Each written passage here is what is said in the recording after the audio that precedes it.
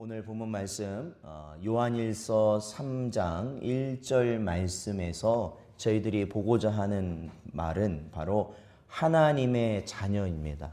사랑하는 성도 여러분, 오늘도 이 시간에 이 예배의 시간을 저희들이 하나님께 나와서 예배를 드린다는 것은 결국 아버지의 음성에 자녀들이 반응하는 것과 같은 이치라고 보시면 됩니다.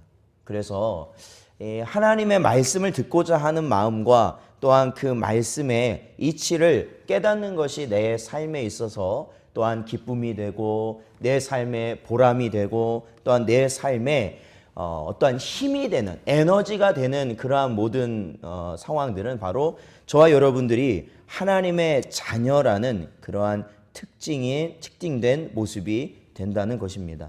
사랑하는 성도 여러분, 나 자신이 하나님의 아들이요 하나님의 딸된, 즉 하나님의 자녀 되심을 믿으십니까?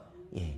그렇다면 하나님의 자녀로서 우리가 살아가면서 많은 은혜를 또한 누리고 계십니까?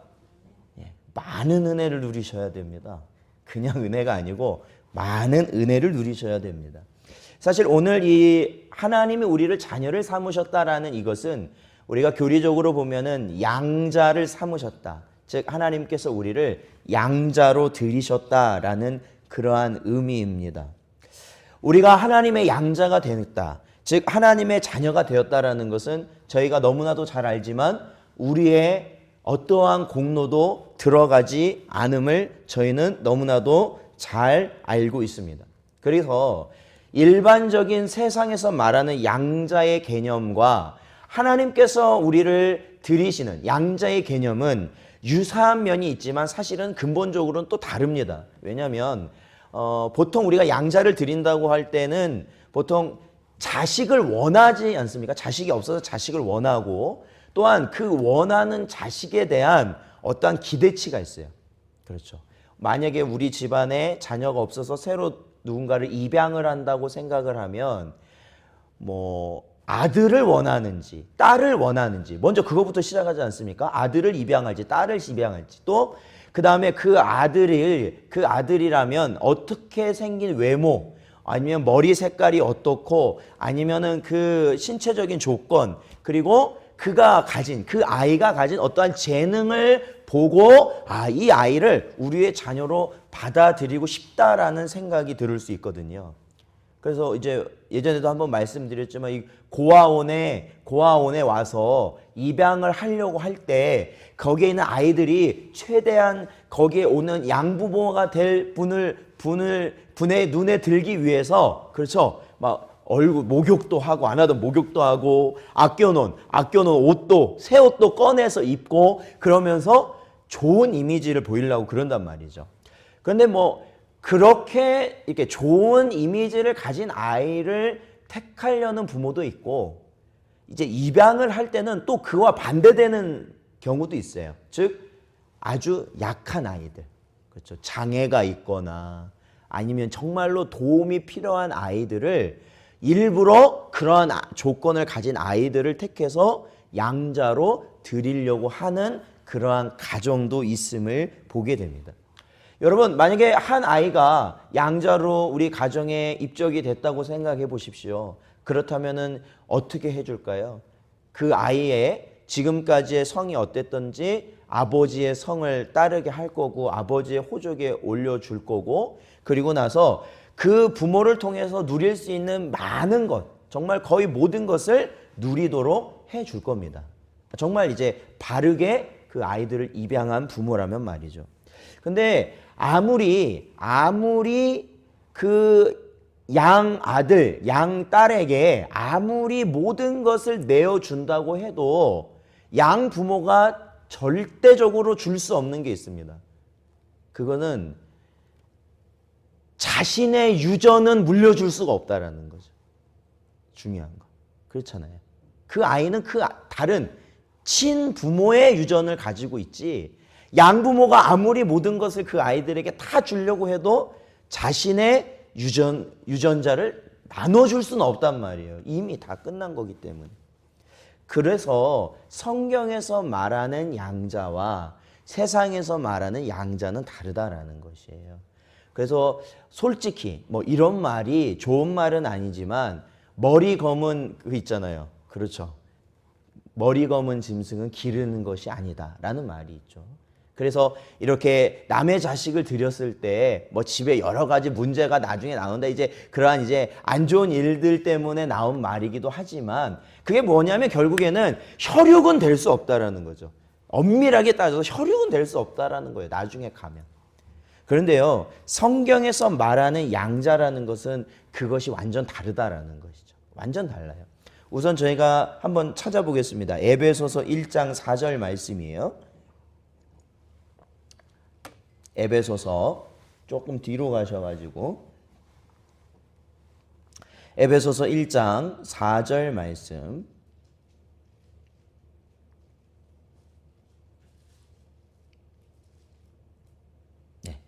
같이 읽어보겠습니다. 1장 4절 시작. 곧 창세 전에 그리스도 안에서 우리를 택하사 우리로 사랑 안에서 그 앞에 거룩하고 흠이 없게 하시려고. 아멘. 그렇습니다. 사람이 양자를 드릴 때는 사람이 그곳에 가서 그 아이의 모습을 보고 판단한다는 거죠. 그 아이가 건강하든지 그 아이가 장애를 가지고 있든지 자신의 기준에 맞는 아이를 가서 판단하고 선택한다라는 거예요. 그러나 하나님이 우리를 양자로 들이시는 것은 이미 창세 전에 택함을 받은 자들이다라는 겁니다. 저와 여러분은 이 세상에서 삶의 모습을 통해서 하나님이 그래 그 정도 살면 그래도 내 아들 내 딸이 될 수 있겠다라고 하나님이 생각이 되셔서 우리를 자녀 삼으신 것이 아니라 이미 창세전에 저와 여러분을 자녀로 삼으시기로 예정을 하셨다라는 거예요. 믿으십니까? 바로 그게 성경에서 가르치는 첫 번째 차이죠. 그리고 두 번째는 로마서를 한번 보겠습니다. 로마서 8장 14절 말씀. 로마서 8장 14절 말씀. 자, 함께 읽어보겠습니다. 로마서 8장 14절 시작. 무릇 하나님의 영으로 인도함을 받는 사람은 곧 하나님의 아들이라. 아멘. 그렇습니다. 여러분, 하나님의 영으로 인도함을 받아야만 누가 된다고요? 하나님의 아들이 된다라는 거예요. 자녀가 된다라는 거예요. 여러분, 이것은 굉장히 중요한 의미죠. 그것은 결국엔 하나님께서 택하셨고 또한 그 택한 하나님의 자녀를 성령 하나님께서 인도하셔서 결국에는 하나님의 자녀로서 살아가게 하신다라는 거예요. 살아가게 하신다. 이 얼마나 큰 은혜입니까? 그래서 저와 여러분이요, 간혹 이런 분들이 있어요. 왜냐하면 신앙생활을 열심히 하다가 또 그러지 못하다가 이렇게 반복하시다가 결국엔 계속 침체기에 빠져서 헤어나오지 못하는 분들이 있어요. 그리고 뭔가를 이렇게 교회는 나오는데 그 이상의 것을 할 수 없는 그러한 분들이 계시다는 거죠. 그래서 이야기를 해보면 보통 그래요. 나는 아무리 하려고 해도 안 되더라라는 거예요. 하나님 말씀대로. 그래서 나는 실패자다, 실패자. 그래서 교회에서 또한 하나님이 원하시는 일을 내가 할 때 두렵다라는 게 두렵다. 그래서 나는 하기가 싫다라는 거예요.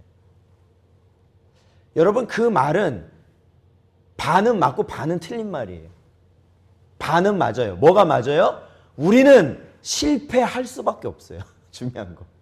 주의 일이라는 거 그래요. 주의 일이라는 거요. 아무리 잘하는 것 같아도 사실은 내 힘으로 하면 실패할 수밖에 없어요. 그게 정답인 거예요. 그게 정답. 그러나 거기에서 반절만 정답인 이유는 뭐냐면 내가 할 수 없는 거는 정답이고요. 그러나 그것을 하나님은 하게 하신다라는 거예요. 그것을 깨달아야 된다라는 거예요. 그것을. 그러니까 그런 거 있잖아요. 앞에 쓰는 거 굉장히 어려워하는 분들이 있어요. 간혹 보면은 교회를 오래 다니셨는데도 앞에 나와서 어떤 인도를 하신다든지 아니면 사회를 보신다 아니면 이 교회 일을 할 때 앞장서서 이렇게 뭔가를 할 때 굉장히 어려움을 겪는 분들이 많아요. 그분들이 하는 말은 그래요. 아유, 목사님, 저는 이런 거 안 해봤고요. 저는 이런 거랑 성격이 안 맞아요. 저 이런 거 절대 못해요. 못하는 게 맞다고요. 못하는 게. 네. 그런데 그러한 가운데 주시는 깨달음이 뭐냐면 하나님은 하신다라는 거예요. 그리고 하나님께서 사람을 통해서 누군가에게 어떠한 교회의 직분이라든지 교회의 일을 맡겼을 때는 하나님께서 그 사람에게 능력을 주실 기회라는 것을 여러분이 꼭 깨달으셔야 되는 거예요. 믿으십니까? 나는 원래 못해요. 못하는데 하나님께서 나에게 그 기회를 주신 이유는 그거라고요. 내가 그 일을 통해서 나의 믿음과 나의 신앙이 더 발전되고 특히 하나님의 교회가 곤고히 세워지기를 원하신다라는 거예요. 그래서 전에는 내가 이런 거 할 줄도 몰랐다고 생각을 했는데 주님의 말씀에 순종하고 나니까 야, 내가 이런 걸 하는구나. 그걸 깨닫는 거예요. 제가 2005년도부터 사역을 했으니까 그런데 제가요 지금은 그런 걸 모르지만은 그때 제가 이쪽 제 전에 사역하던 광주중앙교회 2007년도에 왔을 때요 솔직한 말로 제가 전도사로 왔는데 컴퓨터를 못 다뤘어요. 쉽게 말하면 컴퓨터를 써본 적이 별로 없어요. 제가 저희 집에 컴퓨터라는 게 없었어요. 그래서 진짜 제가 여기서 몇 분 안 계셔서 제가 솔직히 말씀드리면 제가 대학교를 들어가서 그때만 해도 손으로 써서 레포트를 많이 이렇게 보고서를 많이 냈거든요. 과제물을. 그런데 어느 날 교수님이 기말 과제인데 필수 기말 과제인데 꼭 타이핑을 쳐서 그거를 이메일로 보내라는 거예요. 이메일로 보내려면 손으로 써서는 절대 못 보내잖아요. 근데 제가 타자가 완전 안 되는 거예요. 그래서 제가 저희 A4 종이 여기 있으면 한 이 정도를 치는데 40분이 걸린 거예요. 이 정도를 치는데. 그래서 제가 그거를 포기해 버렸잖아요. 그래서 F를 맞았어요. 필수를 그렇게 해가지고. 그 정도로 컴퓨터를 못 다뤘어요. 제가. 그래서 제가 이 광주중앙교회를 와가지고 문서를 하나 만들 수 있겠어요? 뭘 하나 할 수 있겠어요? 정말로 진짜 아무것도 못했어요. 아무것도. 근데 중요한 건요. 제 경험으로는 그래요. 그냥 담임 목사님이나 그때 당시에 제 위에 계신 부목사님이나 다른 전도사님 아니면 권사님들 이런 분들이 와서 전도사님 이거 해주세요. 그랬을 때 네! 그러면 되는 거예요. 그러더라고요. 이 문서 하나 만들어주세요. 네. 만들어 드리는 거예요. 그걸 물어봐서 만들든지 찾아서 어쨌든 그냥 하게 되더라고요. 그거예요. 그래서 제가 거기서 문서도 만들었죠. 컴퓨터 조립하는 것도 배우기 시작했죠. 이런 것들이 이렇게 넓혀져 가더라는 거죠. 사랑하는 성도 여러분. 하나님께서 일을 맡기신다는 건요. 절대로 하나님이 사사로이 아무런 계획 없이 맡기지 않는다는 것만 분명히 아시면 돼요. 내가 도대체 평생 안 해본 일이라도 맡기셨을 때는 하나님께서 그 일을 나에게 주심으로 인해서 나에게 사실 뭘 주시려고 하는 거예요? 복을 주시려고 하시는 것이다. 그러한 믿음으로 사시는 여러분 되시기를 주님의 이름으로 축원드립니다. 그래서 결국에는 그게 어떠한 삶이라는 거예요? 성령의 인도함을 받는 하나님의 자녀로서의 삶이라는 거예요. 사실은 전에 우리가 주님 알기 전에는 누구 자식이었어요? 누구 자식? 누구 자식이에요? 우리 아버지 자식? 우리 아버지, 우리 성경에서는 뭐라고 말하세요? 우리 아비, 거짓의 아비, 마귀의 자식들이라는 거예요. 그러니까 이 세상 사람들 딱 두 부분으로 나누면은 두 종류로 나눠요. 두 종류. 마귀의 영에 따르는 사람과 성령에 따르는 사람과 중간은 없어요. 중간은. 중간은 없습니다. 그래서 저와 여러분이 하나님이 창세전에 계획하심 가운데 성령의 인도하심으로 결국에는 저희들이 어떻게 해요? 아버지의 자녀로서 살아가게 되는 은혜를 누리게 된 줄로 믿습니다. 그렇다면은 저희는 한 가지 더 생각을 해야 됩니다. 누구나 하나님의 자녀가 될 수 있느냐? 누구나, 소위 말하면 개나 소나 하나님 자녀 될 수 있을까요? 절대 아니라는 거예요. 자, 요한복음 1장 12절 한번 보죠. 요한복음 1장 12절 말씀. 자, 같이 읽어보겠습니다. 시작. 영접하는 자, 곧 그 이름을 믿는 자들에게는 하나님의 자녀가 되는 권세를 주셨으니 아멘. 그렇습니다. 누구에게 하나님의 자녀가 되는 권세를 주셨다고요? 영접하는 자, 곧 그 이름을 믿는 자에게라는 거예요. 아무나 하나님의 자녀가 될 수 없습니다. 즉 믿는 자가 하나님의 자녀가 될 수 있는 건데, 믿는 자의 수, 여러분 정해져 있을까요? 안 정해져 있을까요? 안 정해져 있을까요? 정해져 있어요. 왜요? 창세 전에 택하셨다고 했어요.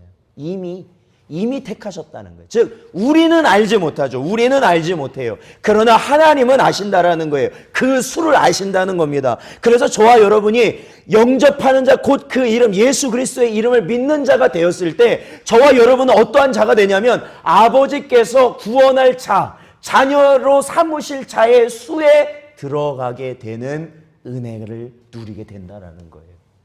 그 수에 우리가 들어가는 거예요. 거의 뭐 어떤 그죠? S 2단 그런 2단에서 14만 4천 막 그 수에 막 열을 내잖아요. 지금 그러죠? 넘었는데도 열을 내요. 어떤 데는. 그러한 헛된 것이 아니라 하나님께서 정하신 그 수에 저와 여러분이 들어가 있다라는 것입니다. 그래서 저와 여러분 오로지 우리가 하나님의 자녀로서 우리가 양자로서 드림받을 수 있는 길은 예수 그리스도를 믿음으로만 가능하다. 믿음으로만 가능하다.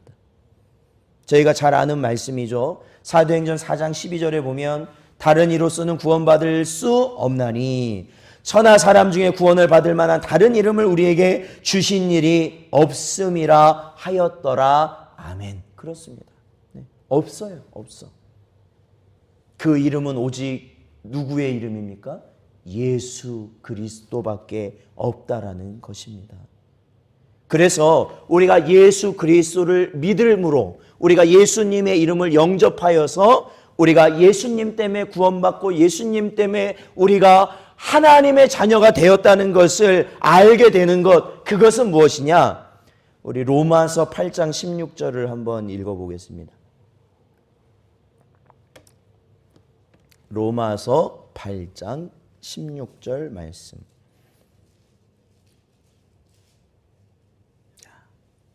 같이 읽어보겠습니다. 시작. 성령이 친히 우리의 영과 더불어 우리가 하나님의 자녀인 것을 증언하시나니. 그렇습니다. 예, 그렇습니다. 아무리 우리가 하나님 자녀라고 말을 한다고 해서 되는 게 아닙니다. 가장 분명한 증거는 우리 안에 계신 성령께서 증언하신다라는 겁니다. 성령이 계심으로 우리는 하나님이 보시기에 인침을 받은 하나님의 소유, 하나님의 자녀라는 확고한 표가 된다라는 것이에요. 표요. 네, 표. 마치 저희가 잘 아는 그 모든 물건, 이 세상에, 그러니까 거의 모든 공산품을 비롯해서 모든 물건에 지금 붙어 있는 게 있어요. 그게 뭐냐면 바코드가 붙어 있잖아요. 바코드. 그렇죠? 이 바코드라는 거는 뭐냐면 이 물건이 뭔지를 알려주는 겁니다. 그래서 기계가 그 바코드를 읽어서 아, 이 물건은 이 자동차구나. 이 물건은 뭐 신발이구나. 그거를 다 분류해낸단 말이에요. 그러니까 얼마나 편리하겠어요. 마찬가지예요. 저와 여러분에게도 하나님께서 하나님의 자녀인지 아닌지를 분명히 구분할 수 있는 표가 뭐냐? 우리 안에 성령 하나님이 계시느냐, 계시지 않느냐라는 것이에요. 그렇다면 성령 하나님이 계신다면 우리는 어떻게 사는 거예요? 성령의 인도함대로 사는 것이 또한 성령이 계신 자의 증거죠. 오늘 하루를 돌이켜 보십시오. 저와 여러분은 얼마나 성령 하나님께서 원하시는 생각을 하였고 말을 하였고 그러한 삶을 사셨습니까? 우리는 항상 그것을 돌이켜 봐야 되죠. 성도가 할 수 있는 유일한 근심인 회개, 생명에 이르는 근심에 있어야 된다라는 것입니다. 그래서 저와 여러분이 우리 안에 계신 성령으로 말미암아 하나님의 자녀로서 하나님과 이 세상 앞에 증명이 된다라는 것이에요. 또한 우리가 하나님의 자녀로서는 반드시 누리게 되는 게 있습니다. 그것은 바로 하나님의 자녀로서 누리게 되는 특권이 바로 그것입니다. 제가 지난번에 아침 드라마 이렇게 잠깐 재방송 어디 제가 잠깐 머물러 있을 때 그걸 해서 잠깐 보고 있으니까 거기도 10년 전이나 20년 전이나 레파토리는 왜 이렇게 다 비슷한지 모르겠어요. 예? 그래서 그 친부모를 예전에 이렇게 잃어버려가지고 가난한 집에 살고 친부모는 부자인데 가난한 집에 살다가 또 거기에 또 사이에 누가 들어가잖아요. 그 사실을 아는 사람인데 그걸 또 나쁜 사람이야. 그래서 그 나쁜 사람이 그 친아들, 친자식을 데려다 주지 않고 자기 자식을 또 그 집에다 데려다 주고 막 그 맨날 하는 얘기 있고 또 나오더라고요. 그 보니까 요즘 하는 드라마 같던데 생각해 보십시오, 여러분. 아무리 이 친자식이 오랫동안 떨어져 있다 하더라도 그 자식이 이제는 내 자식인 것, 그 부잣집 자식인 것이 딱 확연히 증명됐을 때는 그 자식이 누구의 자식이 되는 거예요? 부잣집으로 가는 겁니다. 부잣집으로. 친부모에게 가는 거예요. 그리고 지금까지는 어렵고 힘들고 근심되고 정말로 경제적으로 넉넉하지도 못하고 배울 것도 못 배우고 항상 힘들게 일하면서 살았지만은 그 부잣집 부모님 밑에 들어갔을 때는 그러한 과거는 다 사라지게 되는 거죠. 그 부모가 줄 수 있는 많은 것을 누리는 특권을 누리게 된다라는 것입니다. 이거는 그 자식이 거부한다고 해서 거부가 되는 게 아니에요.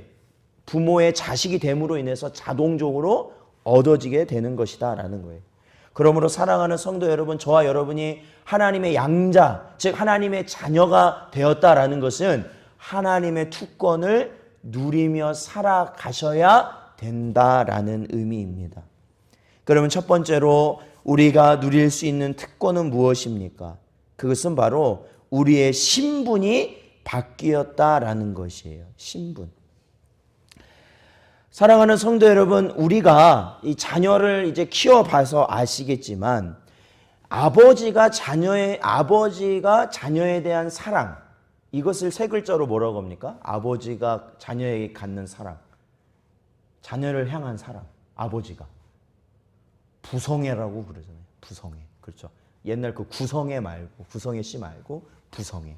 그러면은 어머니가 자식들에게 갖는 사랑이 뭐예요? 예, 모성애죠. 모성애입니다. 예, 부성애와 모성애. 이것의 기원은 누구라고 그랬어요? 바로 하나님 아버지시다. 아버지. 예. 그래서 부모는 자식을 사랑하고 부모는 자식을 위해서라면 자신의 생명도 내놓을 수 있는 것이 부모다라는 거예요. 부모가 왜 그러는지 부모도 모른다니까요. 근데 자식에 관한 거라면 내 모든 것을 내어줄 수 있다라는 내 본능이 움직인다라는 것이에요. 그게 이제 하나님으로부터 온 성품이신데, 사실 우리는 아담과 하와 이후로는 우리가 누구의 자식으로 살아왔냐면 바로 마귀의 자식으로 살아왔다. 자식도 아니에요. 마귀의 종으로 살아왔다. 마귀가 원하는 대로 말하고 마귀가 원하는 대로 생각하고 마귀가 원하는 대로 행동하는 삶을 살다가 멸망받아 지옥에서 영원히 죽을 수밖에 없는 존재인데, 하나님께서는 어떻게 하셨냐면 바로 그러한 모든 것을 다 그 모든 값을 자신의 하나뿐인 아들이신 예수 그리스도를 십자가에서 죽으심으로 그 모든 걸 치루시고 저와 여러분을 자녀로 삼으셨다라는 거예요. 그 이유는 하나님만 아시겠죠. 그러나 중요한 건 그것이 하나님이 우리를 향해 갖고 계신 사랑이다라는 거예요. 사랑. 모든 것을 다, 모든 희생을 치르더라도 우리 한 사람을 살리시려고 하는 것이 하나님의 사랑이시라는 거예요. 태양을 가격으로 따지면 얼마일까요? 이 지구를 가격으로 따지면 얼마일까요? 저 별 하나를 가격으로 따지면 뭐 얼마 뒤에 뭐 화성으로 우주선 그 위성 하나가 진입을 해가지고 거기 촬영을 한다고 그래서 지금 굉장히 기다리고 있는 사람들이 많던데 그 화성이라는 그거 하나 돈으로 따지면 얼마일까요? 거기까지 안 가고 뭐 여기에 있는 빌라 한 채 그것만 해도 굉장히 우리는 비싸게 여기잖아요. 그거 한 동만 갖고 있어도 뭐 평생 먹고 살 걱정이 없겠다라는 생각을 하잖아요. 그런데 그 모든 것, 이 세상 온 우주를 다 없애도 바꿀 수 없는 예수님의 생명을 저와 여러분의 죄값을 대신해서 치르신 것이 아버지의 사랑이라는 거예요. 그게 아버지의 사랑이라는 거예요. 그러므로 여러분, 우리의 믿음을 낮은 것이라고 우리가 우리의 믿음을 하찮은 것으로 평가하기 시작하면, 우리가 어디 가서 내가 예수님 믿는 것을 부끄럽게 생각하신다면 여러분 정말로 하나님 앞에 부끄러운 행동과 말을 하시는 겁니다. 정말 부끄러운 마음을 가지시는 겁니다.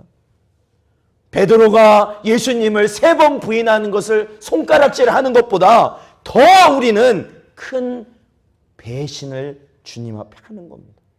왜요? 이 온 우주를 바꿔도 바꿀 수 없는 분을 우리를 위해서 십자가에 달리게 하셨음을 저와 여러분은 알고 있기 때문입니다. 그러므로 우리가 하나님의 자녀라 불림을 받는 그 자체만으로도 저와 여러분은 엄청난 특권을 가지고 있는 것이다. 그러므로 여러분 어디에 가시든지 내가 하나님의 자녀임을 떳떳이 밝히고 살아가시는 여러분 되시기를 주님의 이름으로 축원드립니다. 그리고 또한 하나님의 자녀에게만 주시는 특별한 은혜는 뭡니까? 그것은 바로 성령께서 인도하신다라는 겁니다. 인도하신다. 본래 이 땅에 사는 사람들은 육신의 정욕, 안목의 정욕, 이생의 자랑을 위해서 살아간다라고 성경은 말하고 있습니다. 그렇죠? 주변에 있는 사람들 다 보십시오. 많은 사람들을 다 보십시오. 형제들을 다 보십시오. 그들은 무엇을 위해 지금 살아가고 있습니까? 무엇을 위해서 그들은 그렇게 밤낮 쉬지 않고 열심히 일을 하고 살아가고 있습니까? 혹시 그들이 육신의 정욕, 안목의 정욕, 이생의 자랑을 위해서 살아가고 있지는 않습니까? 그런데 따지고 보면 다 그것을 위해 살더라라는 거예요. 아무런 이유가 없습니다. 그냥 열심히 살게 되니까 그들도 그냥 열심히 사는 겁니다. 마치 기계 속에 있는 톱니바퀴가 그냥 굴러가니까 그냥 옆에 톱니바퀴 굴러가니까 거기에 끼어서 굴러가는 것처럼 그렇게 다 굴러가요. 어디로 굴러가는지 아무도 모릅니다. 아무도 몰라. 그 속에 있습니다. 그래서 결국 죄인은 이 사단의 영의 인도함을 받게 되고 그래서 멸망의 길을 가는 것 아니겠습니까? 그런데 예수님을 믿고 나서 다시 살아난, 다시 태어나게 된 중생한 우리의 영을 가진 하나님의 자녀는 바로 하나님의 성령의 인도함을 받는 특권을 누리게 된다라는 거예요. 여기서 인도라는 건요, 단순히 길을 안내해 준다라는 게 아닙니다. A, B, C가 있으면 성령께서 A로 가라. 그래서 A로 가야겠구나. B로 가라. B로 가야겠구나. 그게 성령의 인도가 아닙니다. 성령의 인도라는 것은 정확하게 이야기를 하면은 결국에는 이 사단의 영으로 모든 것이 지배되는 이 세상 가운데서 하나님의 능력을 가지고 그 모든 것을 싸워 능히 이기게 하는 하나님의 능력을 체험하게 되는 겁니다. 이길 수 있는 힘을 가지게 되는 것이라는 거예요. 즉 저희가 지난번에 배웠던 전신갑주가 우리에게 허락된다라는 것이죠. 전신갑주. 예, 전신갑주가 허락된다라는 거예요. 그래서 아무리 정말로 배우자로부터 아무리 어떠한 공격을 받는다 할지라도, 제 자녀들로부터 어떠한 공격을 받는다 할지라도, 또한 우리 근처에 있는 이웃들과 교회 안에서 성도들을 통해서 역사하는 사단의 영이 아무리 우리를 공격할다 할지라도 하나님의 영의 인도함을 받는 사람은 그 순간순간 어떻게 한다는 거예요? 승리하게 된다라는 것이에요. 승리하시기를 주님의 이름으로 축원드립니다. 넘어지지 마세요. 넘어지지 마세요. 예. 넘어지려고 여기까지 목구멍까지 무언가 차오르면 기도하셔야죠. 기도하셔야 돼요. 성령의 인도하심. 그래서 승리할 수 있기를 바라시고 기도하셔야 된다라는 것이에요. 그래야 우리가 하나님의 직분을 맡은 자로서 그 일을 감당할 수 있는 거예요. 그래야 여러분이 이 신성 전원교회 기둥이 되실 수 있는 거예요. 말씀에만 집중하십시오. 말씀에만. 사단은 부모의 모습으로, 자녀의 모습으로, 배우자의 모습으로, 친구의 모습으로, 얼마나 나에게 같이 너무나도 잘했던 한 성도의 모습으로 언제든지 나타날 수 있다는 거예요. 그것이 말씀에 어긋난 것이면 그 순간 그것을 분별해내시는 은혜가 있기를 축원드립니다. 그러셔야 돼요. 그래야 바로 세워집니다.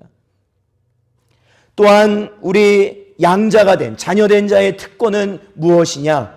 이 로마서 8장 15절을 같이 한번 읽어보겠습니다. 로마서 8장 15절 말씀. 같이 읽어보죠. 시작. 너희는 다시 무서워하는 종의 영을 받지 아니하고 양자의 영을 받았으므로 우리가 아빠 아버지라고 부르짖느니라. 아멘. 그렇습니다. 여기 보면 양자의 영입니다. 양자의 영은 곧 성령 하나님을 우리가 받음으로 인하여서 우리가 하나님을 아빠 아버지, 그러니까 아빠라는 표현은 우리나라 말 아빠와 유사한 말이라고 말씀드린 적이 있어요. 히브리어 아빠. 즉 그것이 뭐예요? 아버지보다는 그 아빠가 뭐예요? 더 친근하게 말하는, 부르는 용어 아니겠습니까?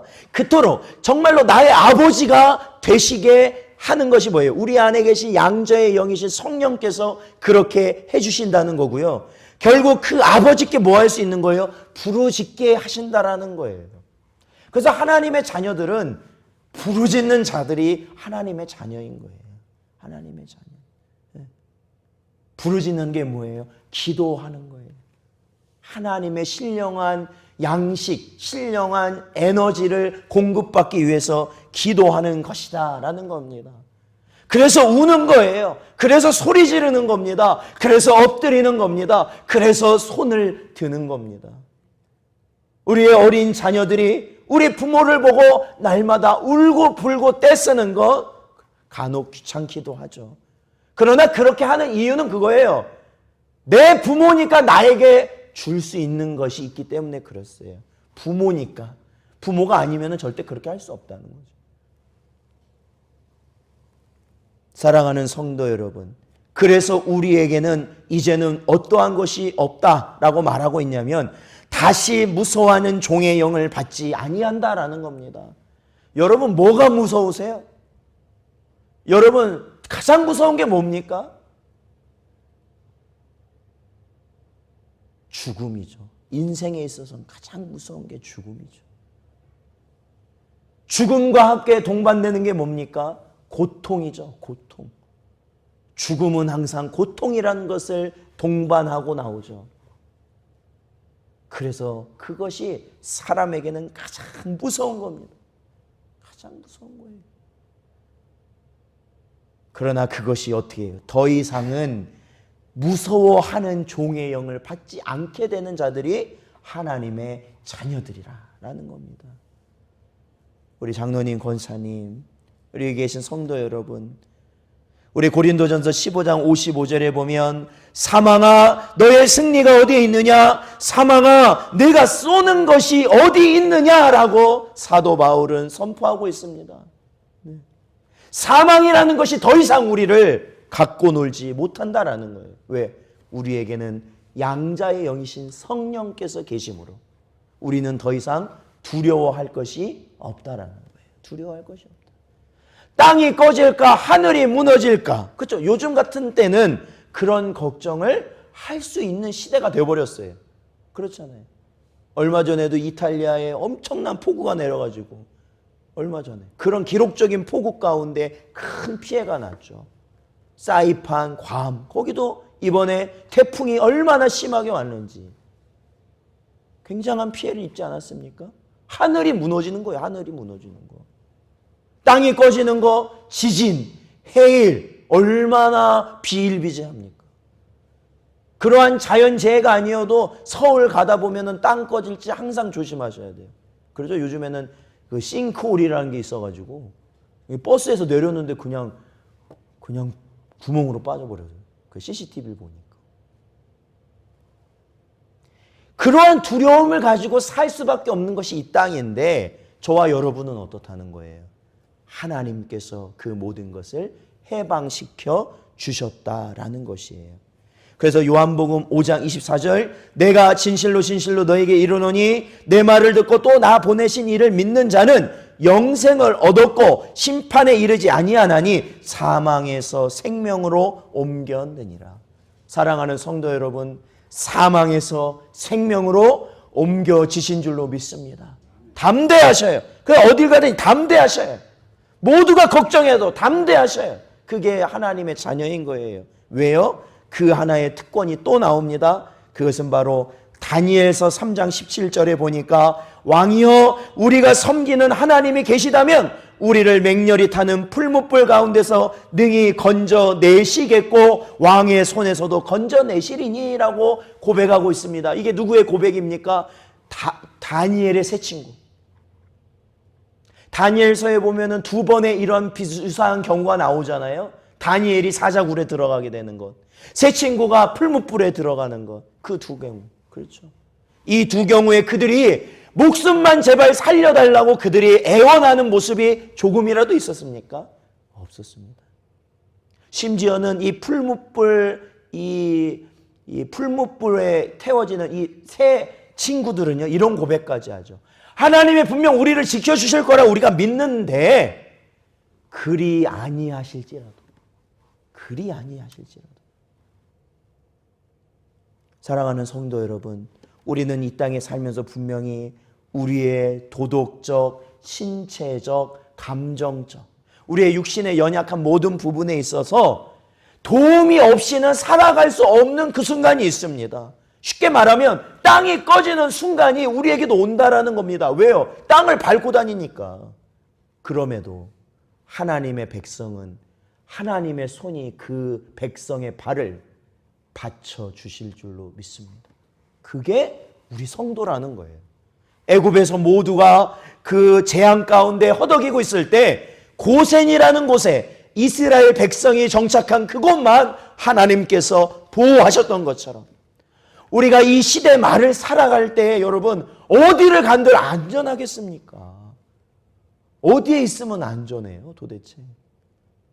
아무데도 안전할 곳이 없어요. 그러면 우리는 항상 근심하고 두렵게 살아야만 합니까? 아니죠. 하나님이 계시는 곳이, 하나님이 함께 하시는 곳이 가장 안전한 곳이다. 그것이 풀무불이든 그것이 사자굴이든 하나님이 거하실 때 우리는 보호받을 수 있는 특권을 누리게 되는 줄로 믿으시기 바랍니다. 그리고 마지막으로는 우리에게, 결국에는 우리 자녀된 자들에게 모든 것을 물려주신다 말씀하십니다. 우리 로마서 8장 17절을 같이 읽어보겠습니다. 로마서 8장 17절 같이 읽어보죠. 시작. 자녀이면 또한 상속자 곧 하나님의 상속자요 그리스도와 함께한 상속자니 우리가 그와 함께 영광을 받기 위하여 고난도 함께 받아야 할 것이니라. 아멘. 그렇습니다. 하나님의 자녀이면 뭐라고요? 상속자라는 겁니다. 상속자. 하나님의 모든 것을 받고 누릴 수 있는 상속자라는 겁니다. 그게 자녀가 가질 수 있는 특권입니다. 그것을 저와 여러분에게 물려주신다라는 것이죠. 소위 말하면 주님이 오시는 그날에 우리는 하나님이 지으실 그 새하늘과 새 땅에서 우리는 왕과 같이 빛난 별과 같이 하나님이 들어 올리실 것이다라는 겁니다. 들어 올리실 것이다. 그것이 바로 우리 자녀들이 받게 될 하나님이 허락하실 기업, 유업이 되는 것입니다. 사랑하는 성도 여러분, 이 시간 우리는 이 예배를 통해서 오늘 주신 말씀을 통해서 저희들이 하나님의 자녀임을 다시 한번 확인하였고 그 하나님의 자녀로서 누리게 될 놀라운 특권들을 저희들이 살폈습니다. 지금 이 순간에도 무언가 내가 빈약하고 아니면 무언가 내게 있어서 연약한 부분이 있다면 오늘도 말씀을 다시 한번 깨달으셔서 모든 면에서 강하고 담대하신 여러분 되시기를 주님의 이름으로 축원드립니다. 기도하겠습니다. 하나님 감사합니다. 이 한 시간 저희들 하나님께서 부르시고 인도하여 주셔서 하나님 은혜 가운데 오늘도 이 예배를 하나님께 드리게 하심 감사를 드립니다. 하나님 저희들이 하나님 자녀됨을 깨달을 수 있는 은혜를 허락하여 주셨사오니 언제나 하나님이 나를 지키시고 보호하시며 나의 모든 것을 주장하고 계시며 나의 모든 것을 주관하셔서 아버지 하나님 우리가 어디를 가든지 사자굴에 들어가든지 풀무불에 들어가든지 어떠한 곳에서도 저희들이 아버지 하나님 담대할 수 있는 은혜를 허락하여 주심을 믿음으로 나가게 하여 주시옵소서. 그래서 여기 함께 예배하는 우리 모든 성도들 가정으로 돌아갔을 때 저들이 생업의 전선으로 돌아갔을 때 저들이 아버지 하나님 다른 사람을 만날 때 저들이 아버지 하나님 어려움을 주는 누군가와 함께 있을 때 그곳에 계신 하나님을 아버지를 만나고 바라보며 담대함으로 승리할 수 있는 복된 성도들 되게 하여 주시옵소서. 언제나 함께 하시길 간절히 바라오며 예수님의 이름으로 기도하옵나이다. 아멘.